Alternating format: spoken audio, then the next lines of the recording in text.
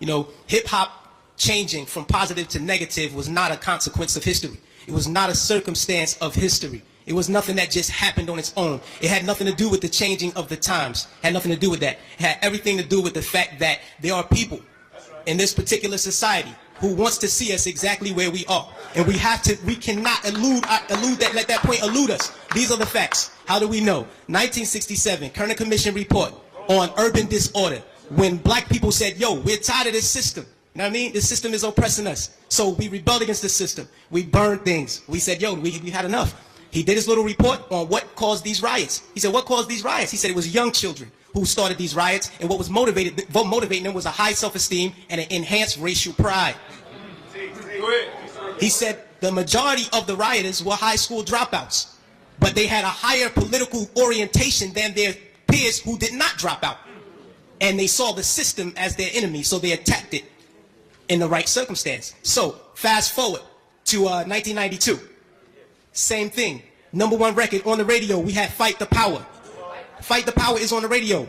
Rodney King gets beaten before the world. The black youth rebelled against the system.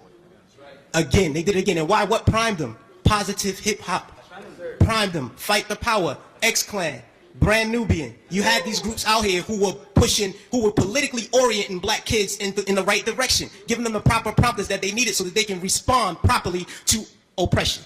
All right? In 1967, when the riots happened, he saw that the self-esteem and the racial pride was fueling this. So he said, how do I bring that down so that they will not riot? And what he did, he flooded the airways with black exploitation movies.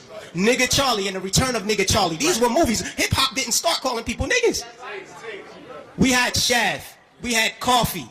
Black girl turned prostitute to do whatever. You know what I mean? But these black exploitation movies brought down the self-esteem and the racial pride so that the kids will not rebel against this system of oppression.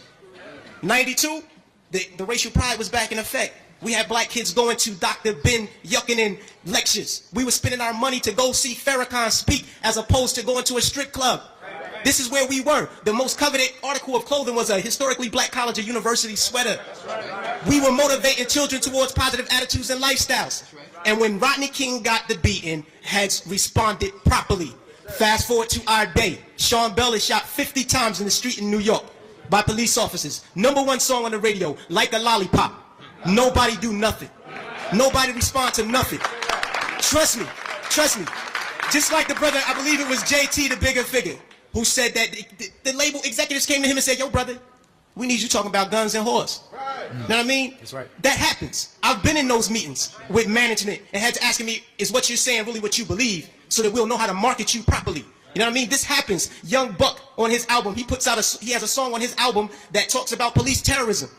The label said absolutely not. Jimmy Iovine said absolutely not. You cannot put that record on the album because it might create an atmosphere that might put police officers' lives in danger. Right. So they took the record off, but they let him keep the other 14 songs on the album that talked about killing black youth.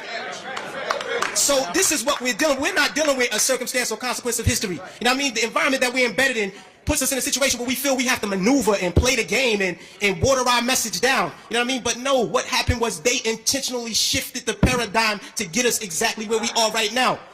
Right now, we're feeding the prison industrial complex right now. Our kids are going to prison because they're promoting these records. They're promoting these records daily that send us to jail. You know what I mean? It's cool to go to jail. You know what I mean? They glorify these things. And it's not the black youth. We're in a position where we get, like the brother said, the choice. You know, he said, yo, I chose the positive. So I didn't do it. But every youth is not going to take that route. I know. I come from the projects. Grew up in the projects all my life. You know what I mean? And we're not turning down $500,000 to say nigga. We're not going to do it because we won't turn down $200 to take a package of crack from one corner to the next. You know what I mean? We live in a state of poverty and want of all things. So it's hard for us to make that. Our judgment is clouded.